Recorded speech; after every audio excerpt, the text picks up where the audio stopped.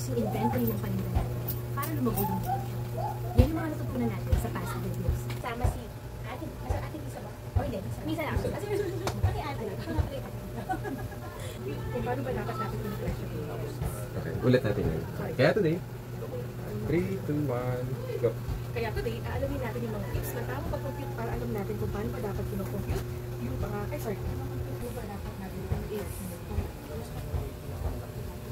Nag-ingay ang patang. Oy, bago-gising ka ba? Bago-gising ka?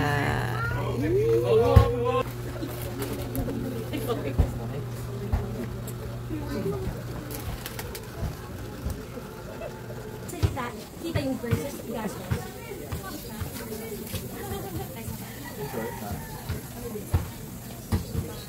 Sa madaling salita, kita versus gastos. Kailan kami? One, may sapat kang cash para pambili ng stock.